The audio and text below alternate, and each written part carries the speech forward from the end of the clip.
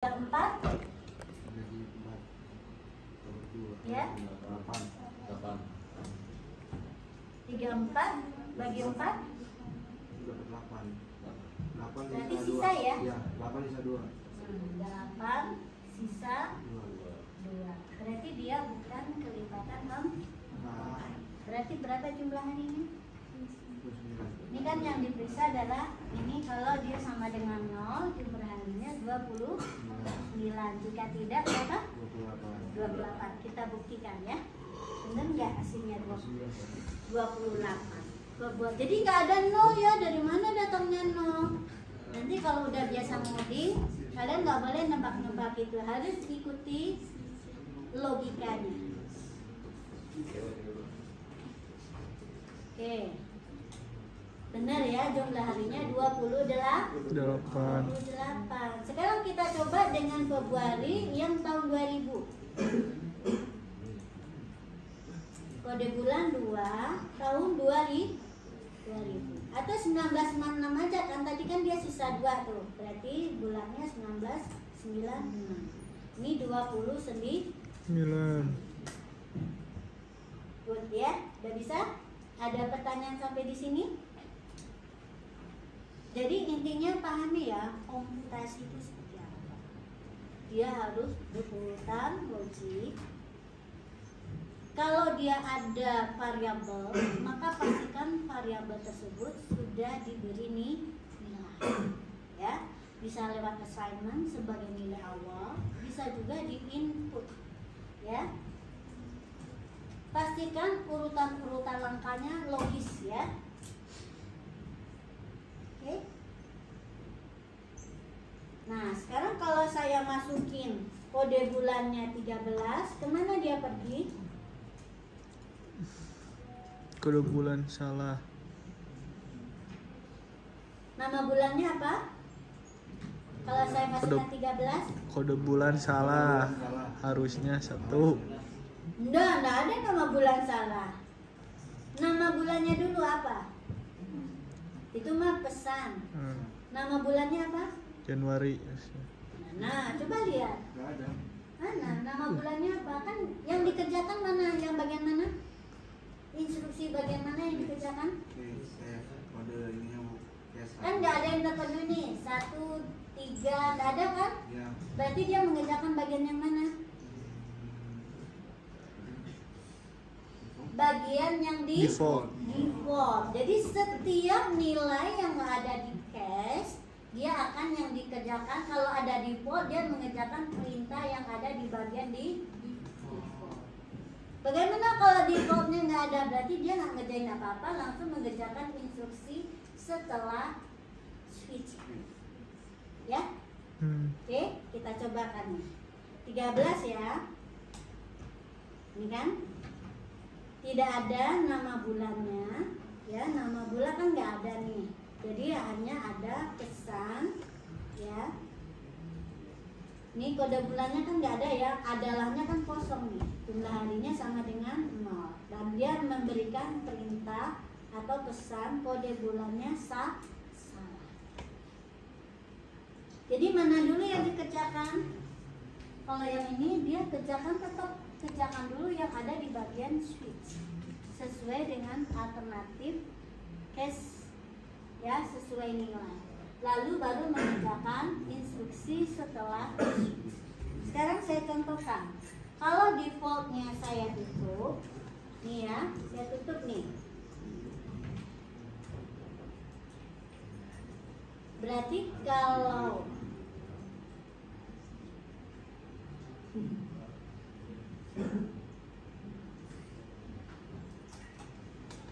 nah ini jadi salah. Kenapa jadi salah? Kenapa jadi salah ini? Ini bukan salah sintak ya, tapi tadi kembali salah logik. Kenapa? Coba perhatikan. Kalau kalian mau bisa ngoding, perhatikan nih. Kami belajar problem solvingnya. Kenapa ini ada error? Nah, the local, coba kita lihat ya. Nih, lokal variabelnya tidak diinisialisasi. Coba cek ya. Di sini variabelnya apa saja? Kode B, nama, dan JH. Nah, kenapa ini bisa dia deteksi salah? Karena angka itu kan banyak. Sementara case-nya yang di sini cuma 1 sampai 12. Jadi dia potensi di sini kita akan menampilkan suatu variabel yang belum ada nilainya. Nah, kalau seperti ini gimana? Solusinya bisa kalian kasih dulu nilai awal dari setiap variabel ini. Kalau nggak ada default ya. Misalnya gini. Kode B misalnya kita isi dulu dengan 0 misalnya ya. Terus apa lagi? Jumlah hari juga kita isi dulu dengan 0. Lalu nama inisialisasinya pakai apa? String kosong. Nah, solusinya seperti ini ya. Tetapi sebetulnya paling bagus adalah dengan menaruhnya di nilai di default ya, di cache default. Bisa juga seperti tadi. Kita coba sekarang ya.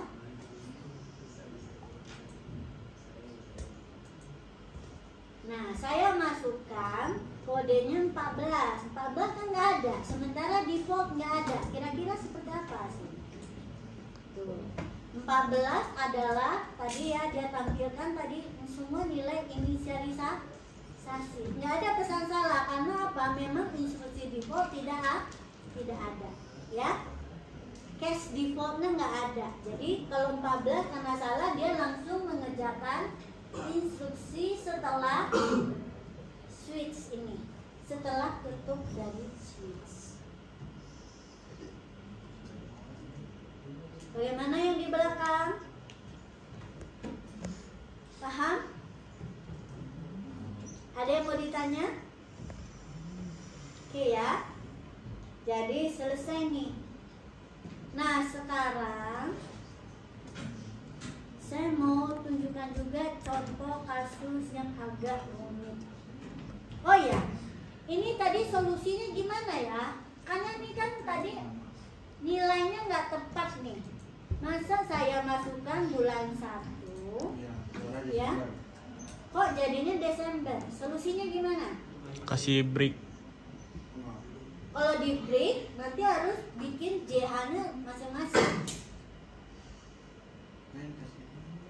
Ya, memang mau nggak mau ini perlu 2 switch, atau di setiap case ini kita tulis dia JH-nya juga disertakan. Terus langsung di break kayak ini tadi.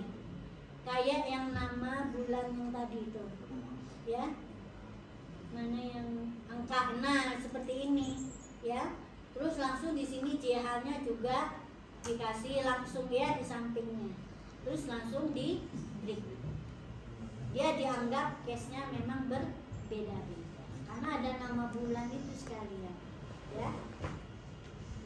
Oke, ada pertanyaan, nanti kalian cobakan ya versi yang jumlah hari ini ya, yang sudah benarnya. Terserah kalian mau selesaikan dengan cara apa. Apakah membuat switch lagi dengan khusus untuk menentukan nama bulan, atau di sini kita langsung di sampingnya set nama harinya, ya. Terserah. Oke? Terserah dulu. Sekarang lanjut ya. Mau lanjut? Lanjut.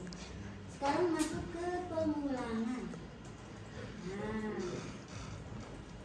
pengulangan itu ada yang masih ingat nggak? Untuk apa sih? Kalau tadi kan dengan cache membuat ada instruksi yang tidak dikerjakan kalau kondisinya tidak terpenuhi, ya. Nah, kalau pengulangan dia justru mengulang ya yang ada di dalam blok instruksi itu sebanyak atau sesuai dengan kondisi untuk berhentinya, ya. Contohnya ini. Ini membuat program kita itu menjadi lebih sederhana, ya. Contohnya ini. Kalau kita mau menulis hello world sebanyak 100 kali ya, sampai penuh layar, sampai nggak berhenti. Kalau tanpa perintah, kalau tanpa instruksi pengulangan kan kita nggak tahu berapa banyak outputnya kan. Nah, tetapi dengan pengulangan, perintah itu cukup kita tulis sekali, lalu kita buat ya suatu struktur yang mengapitnya, yang menentukan bagaimana instruksi itu diulang. Ya, paling simpel bentuk pengulangan itu pakai for. Ya, jadi ini untuk apa? Membuat instruksi yang akan dikerjakan itu berulang itu kita apit dengan suatu struktur pengulangan.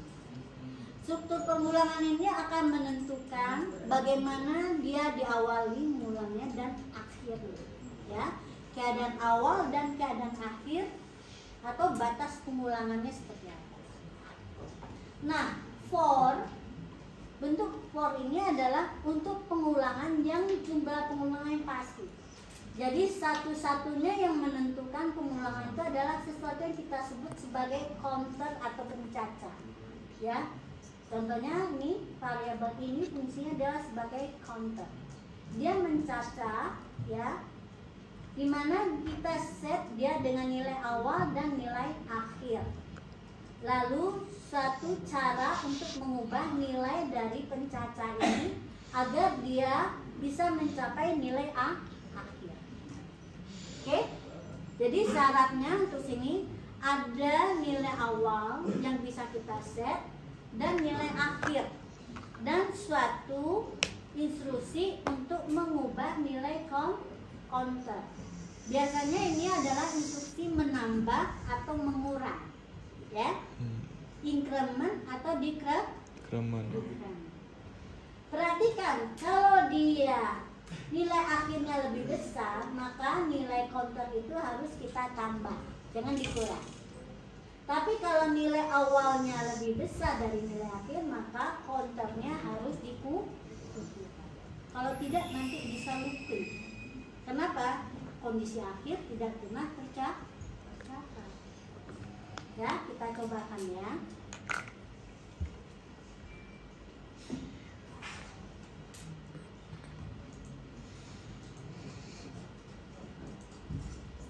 Nah, berarti ini tadi ya, dia diulang sebanyak 10 kali. Ya. Kalau misalnya mau diulang 3 kali, bisa, tinggal diubah. Oke.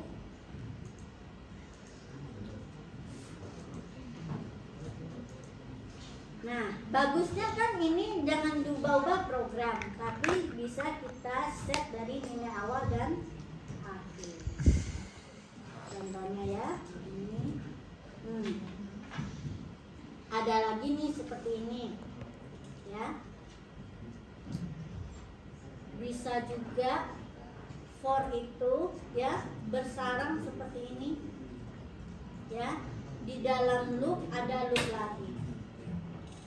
Oke lah, ini agak rumit ya. Saya coba tunjukkan ya. Ada alternatif pengulangan dengan cara yang lain, yaitu pakai while. Kalau suatu bentuk instruksi pengulangan for ya, itu pasti bisa berubah ke dalam bentuk while. Contohnya seperti ini ya. Bentuknya berubah, jadi ini adalah tempat kita menginisialisasi pencacah tadi. Lalu ini adalah kondisi akhir yang perlu dipenuhi, ya. Terus di sini harus ada syaratnya untuk mengincrement atau decrement. Dan ini adalah instruksi yang dikerjakan berulang, ya. Ini contohnya. Jadi pasti bentuk for bisa kita ubah ke dalam bentuk while, ya. Perubahannya adalah menempatkan inisialisasinya sebelum while. Lalu ini adalah kondisi akhir yang harus dipenuhi, dan jangan lupa menambahkan ya instruksi untuk mengubah nilai pencacah. Oke, ya. Nah, yang agak rumit itu apa? Ini tadi. Kalau ini kelipatan 3 ya. Nah ini bisa juga ya. Counternya incrementnya bisa lebih dari, tidak harus I plus ya. Contohnya ini, kita akan menuliskan setiap kelipatan 3. Hello world hanya setiap counternya adalah kelipatan 3 ya. Taunya dari sini ya. I sama dengan 0, I kecil sama dengan N, maka I tambah 3. Berarti mulai dari I 0. Berarti di yang dia tulis lagi tuh di mana? 0 tambah 3 yaitu yang ketiga. Oke, coba ya. Misalkan 5 ya. 0, 3. Ini kan batasnya sampai dengan N. Jadi setiap kelipatan 3 aja dia tulis, yaitu 0 dan 3.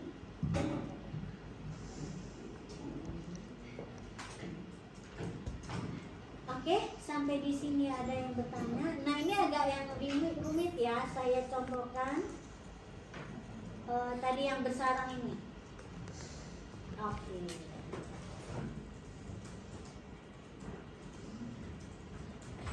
Ini tadi saya sudah tuliskan ya.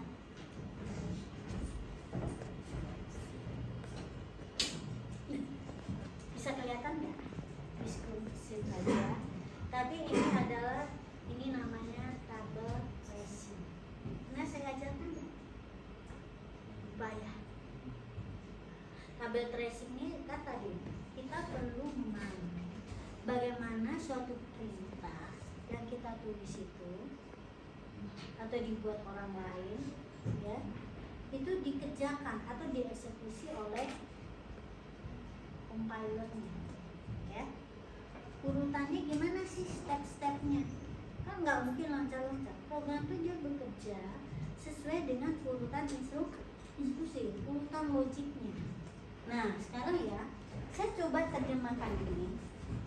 Kan bagian yang rumitnya tuh dimulai dari bagian for itu ya. For, karena ada for lagi besar. Ya. Nah, di sini kita bisa buat tabel tracing. Ya. Nilai N kan sudah diketahui, misalnya N-nya adalah 3 gitu ya. Pertama, yang dikerjakan itu oleh program adalah kalau masuk ke sini penggunanya adalah I sama dengan N.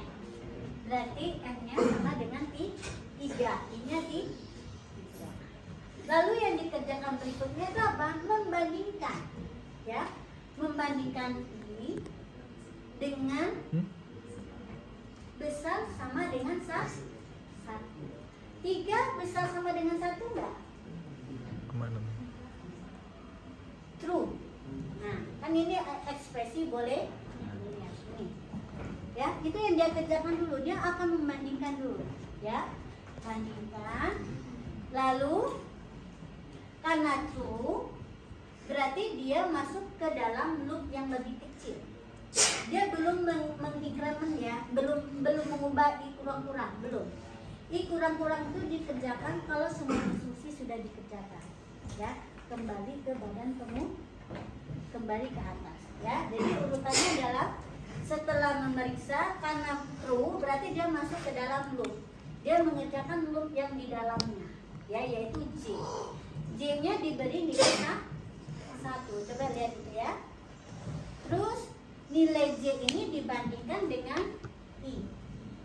Oke. Dapat apa? True ya. 1 kecil sama dengan I. I-nya kan tadi 3. Benar ya? Maka dia akan mengerjakan print J. Print J berarti menuliskan 1. Sudah nggak ada instruksi lagi, maka dia apa? Baru J++. Ya. Jadi loop ini tuntas, maka si J++-nya dikerja. Maka jadilah C-nya 2. Nah, kita nggak ke loop yang besar ya, tapi selesaikan dulu loop yang di dalamnya. J sama dengan 2, terus periksa lagi. 2 kecil sama dengan I, 2 kecil sama dengan 3, true. Berarti dia tuh tulis yang berikutnya di samping karena tadi print ya, bukan print line. Jadi tertulis 1 dan 2. Nah, nggak ada lagi dia increment nilai si J. Jadi J-nya 3, 3 kecil sama dengan ini, 3 kecil sama dengan 3, true. Berarti dia tambahkan 1, 2, 3. J-nya di increment lagi jadi 4. J4, 4 kecil sama dengan 3, pos. Pos kita nggak masuk ke dalam sini ya, nggak nuliskan print J. Tapi kemana perginya? Pergi ke bagian bawah sini, yaitu melakukan print line. Print line itu membuat dia pindah baris ke bawah. Oke? Setelah print line dia apa? Nggak ada lagi instruksi, berarti baru dia mengerjakan decrement nilai I-nya. I-nya baru dikurangi. Ya. Jadi sebelum dia masuk ke nilai I berikutnya, dia kerjakan dulu increment decrement line. Ya. Jadi nilai si I-nya tadi jadinya berapa? 3 dikurang 1 menjadi 2. Bolehlah kembali ke loop yang besar tadi. Ya, dengan nilai I-nya 2. Periksa lagi apakah 2 besar sama dengan 1? True. Berarti kita masuk lagi ke loop yang kecil. Gitu seterusnya. Ya. Jadi ini logikanya mulai rumit nih, terutama kalau ketemu loop di dalam loop. Sering kalau nggak coba memahami program, kita nggak tahu gimana nih urutan instruksi ini dieksekusi. Intinya gitu ya. Masuk ke loop yang luar, inisialisasi, bandingkan nilai.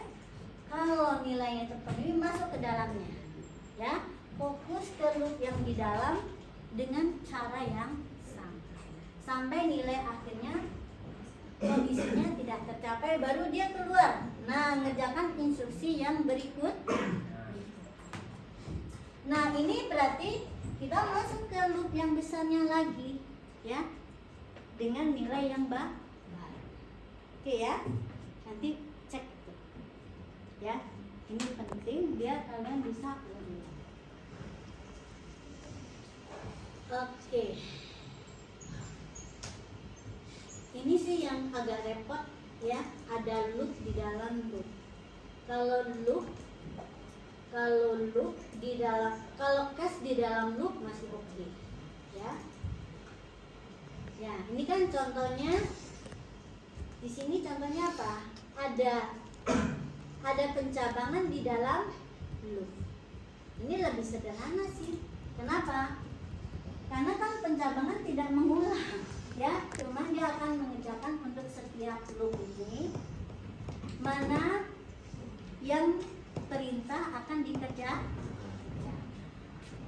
Contohnya ini adalah mengulang sebanyak kali untuk mengidentifikasi nama dari nilai A. Kita cobakan ya. Oke, saya cobakan dulu ini tadi ya. Loop di dalam loop. Oke. Ini ya. Kita cobakan tadi untuk N3. N sama dengan 3. Benar ya? Kalau ini adalah menuju ke atas semua. Kalau yang ini tadi menurun ya. Jadi dari 3, 2, 1. Oke, kita cobakan. Nah, hasilnya seperti ini ya. 1, 2, 3, 1, 2, 1. Kalau yang seperti ini beda lagi ya. Kira-kira bentuknya seperti apa nih? Coba.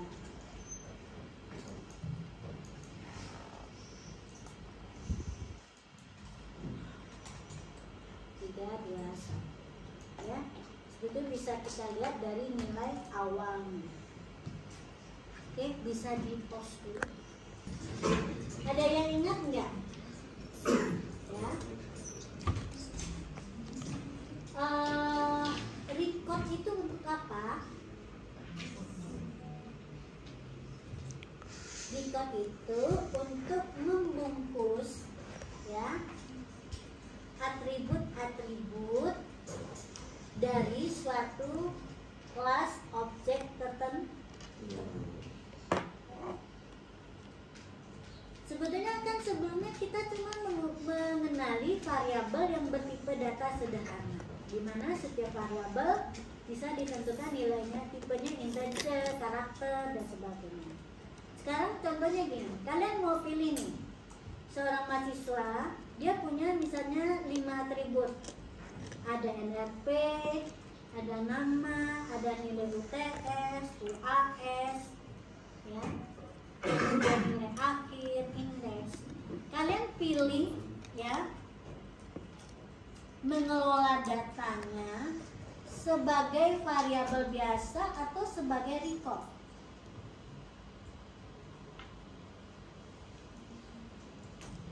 Sebagai record artinya apa? Kita punya kemampuan untuk membentuk tipe data yang baru, yang bahkan atributnya lebih dari satu.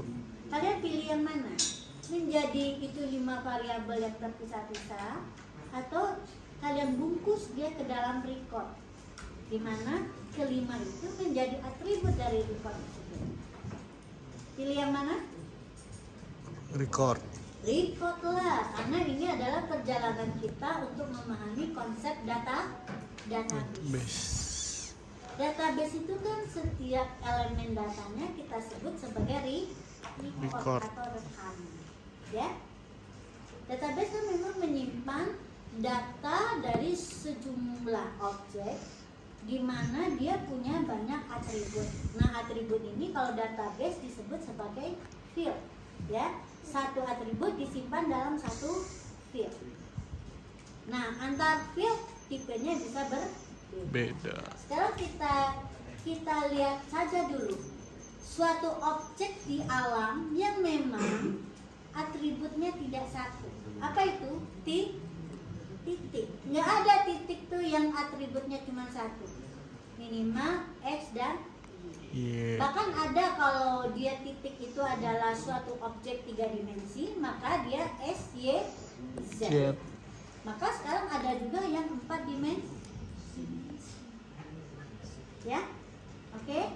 Nah, jadi inilah kita kenalkan namanya, kemampuan ini ada ya, disediakan di dalam bahasa pemrograman, yaitu kemampuan untuk membungkus suatu tipe data ya dalam bentuk yang terstruktur, ya, di mana atributnya lebih dari satu.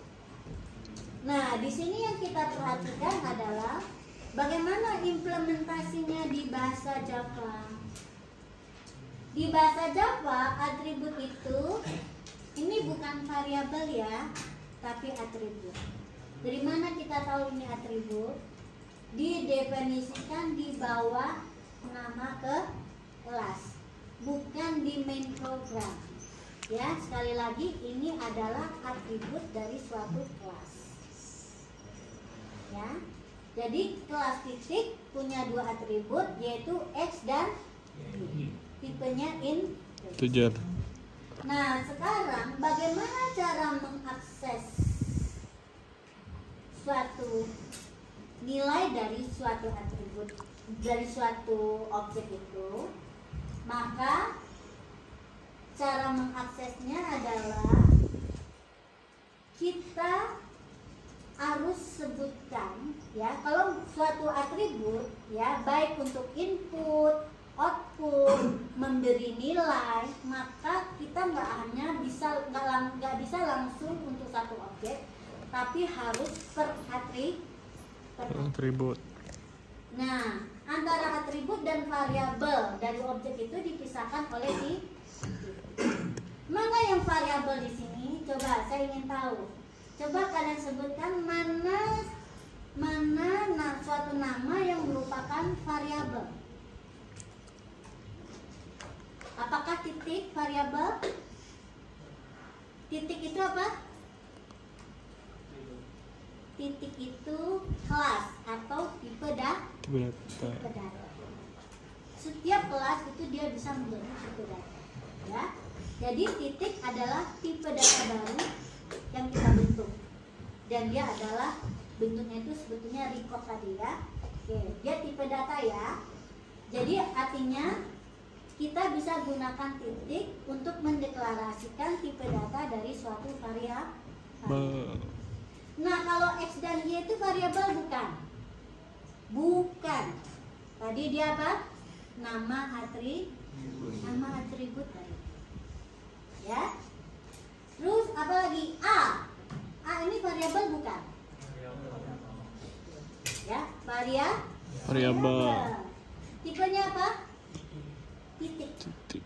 Nah, lalu kenapa ada new?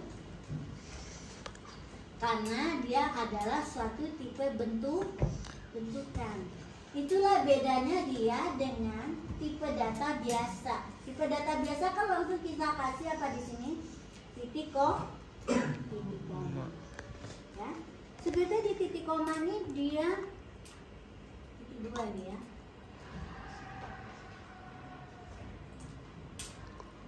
Nah, nggak mau dia kan? Oke, apa katanya?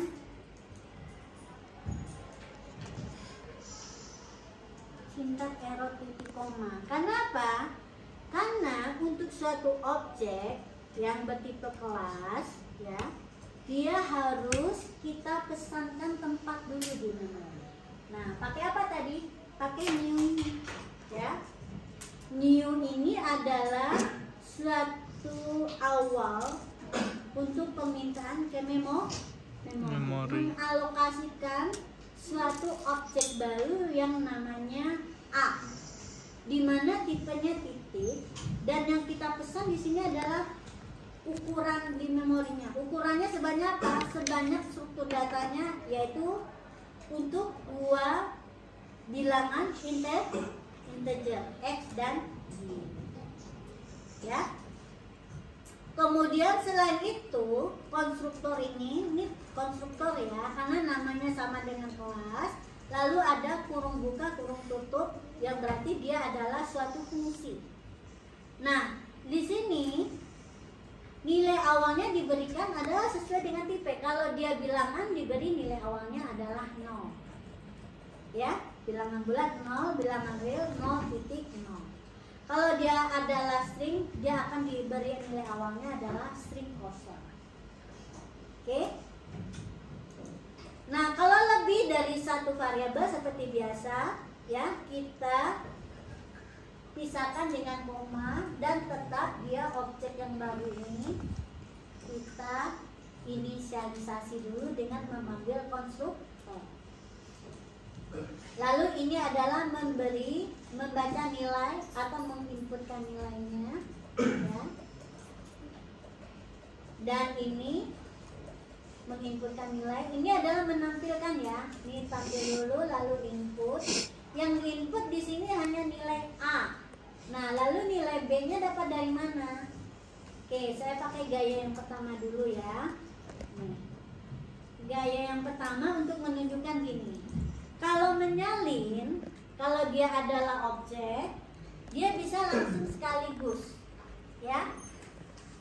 Kalau menyalin dia bisa ya, objek ke objek itu langsung bisa disalin. Kayak gini, B sama dengan A. Tapi menginput itu harus akses per atributnya, ya, baik input ataupun memberi nilai. Oke, kita coba dulu.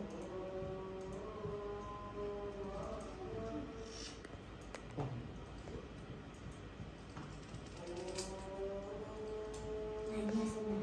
Karena dia bisa disalin. Nilai A langsung disalin ke B. Ini sama. Ya. Dari satu objek ke objek lain, ya, itu bisa ya. Tapi kalau misalnya seperti ini, kalau yang disalin itu adalah nilai atribut, maka sebelah kirinya juga harus dengan tipe yang sama, ya. Ini kan tipe yang sama nih, atribut tipenya integer dengan sebelah kirinya juga integer. Ini bisa, sebelah kiri ini bisa variabel biasa ya, selama tipenya sama dengan tipe dari atribut yang nilainya diambil dari sebelah kanan. Ya, kita coba nih. Nah, kalau ini kan saya putar nih nilainya. Di A-nya 57, di B-nya jadi 75.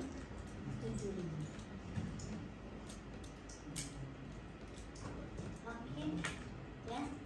Ya. Nah, ini saya cuma tinggal lihatkan nih. Contoh yang lain, pas jam.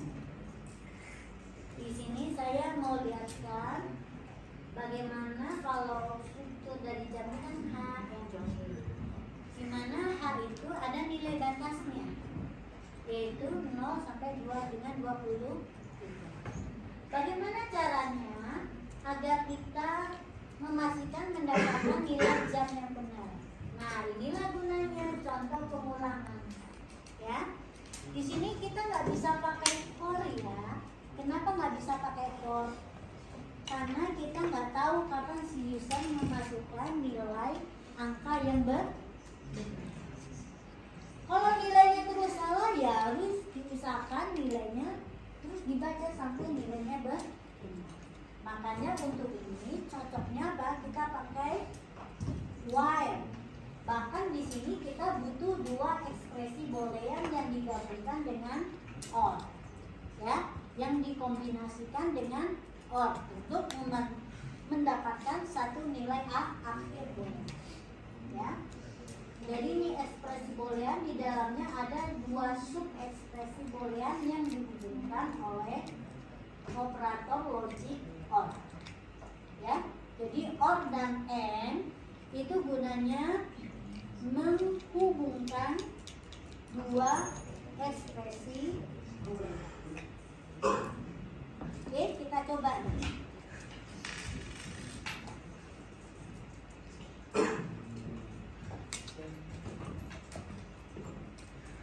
Input, misalnya saya masukkan 67, ini kan pasti salah. Baca lagi. Saya masukkan 45, masih salah. Masukkan min 2, masih salah. Saya masukkan 2. Nah, baru dia benar. Ya. Saya masukkan n-nya 90 juga salah. Masukkan sekarang 56. Dimana boleh? Boleh. Nah, ini cuma 2 kali ngulang, ya, tergantung kepada nilai benar. Yang D langsung saya masukkan benar 34. Dah, ada keluar. Ya. Jadi seperti apa nanti program yang kita buat? Ya tergantung permasalahannya dan cara problem solvingnya. Ya. Yang pasti kalian butuh semua struktur ini. Bagaimana mendeklarasikan data yang dibutuhkannya? Seperti apa urutan instruksinya? Apakah ada pencabangan? Apakah ada pengulangan? Apakah datanya ini perlu dibungkus dalam record? Nah, itu nanti kita tentukan pada isi. Sekarang saya coba juga lihatkan semua contoh yang lain ya. Nah, ini nilai ujian. Nilai ujian saya pakai pengulangan untuk memastikan semua nilai dimasukkan sesuai dengan range. Ya, yang tadi saya copy gunakan di sini. Terus di sini juga pakai saya bungkus ke dalam record atau kelas. Ya. Nah, bedanya di sini apa? Di sini ya, mungkin instruksinya nggak saya langsung taruh di main program, tapi instruksinya saya kelompokkan, ya, dibungkus dalam prosedur dan fungsi. Nah, belajar ya, prosedur dan fungsi masih ingat? Satu kelompok instruksi yang sama untuk tujuan tertentu kita bungkus ke dalam prosedur dan fungsi. Kapan dia prosedur? Kalau tidak perlu ada nilai yang dikembalikan. Rata-rata sih lebih sering kita pakai prosedur. Fungsi itu dalam pertama makin jarang. Ya, ini prosedur semua. Jadi untuk tulisnya saya kelompokkan, ini tulis nih, ya, menuliskan semua elemen record, ya. Kemudian ini adalah untuk membaca nilainya. Kemudian di sini ada nilainya itu, nilai akhir harus dihitung dan indeksnya harus ditentukan. Karena untuk indeksnya agak panjang, saya bentuk lagi dia menjadi fungsi. Nah, enaknya di sini apa? Coba perhatikan. Ketika udah dibungkus ke fungsi, kita nggak perlu akses nama variabel. Lebih simpel kan? Dan dia bisa diguna ulang. Langsung aja kita tulis nama apa? Nama atributnya. Jauh lebih sederhana. Ya. Kenapa demikian? Kenapa ketika dalam fungsi kita nggak perlu tulis nama variabelnya? Beda kan? Kalau dengan di sini, ini coba lihat nih. Ketika tadi di jam ini, tuh kan harus pakai nama variabel, kemudian ininya atribut. Kalau di sini kan enggak, ya sudah terbungkus, jadi dia lebih simpel. Nah, tetapi coba perhatikan di main program dia memang harus diakses melalui variabel.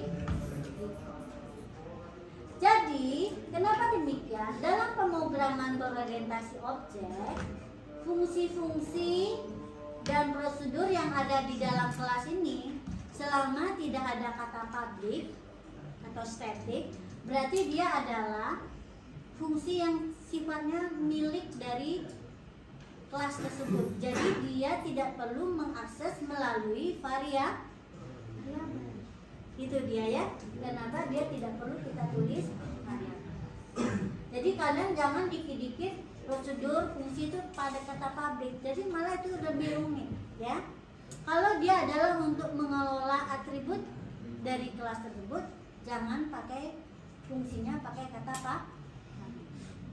Ya, hindari agar kita bisa mengakses atributnya dengan cara lebih sederhana.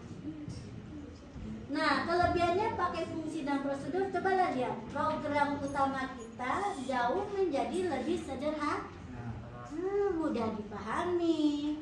Ada instruksi yang diperlukan berkali-kali yang sudah tersimpan di fungsi, tinggal manggil fungsinya, gitu kan? Ya, kemudian dia juga mudah diperiksa kesalahan. Oke?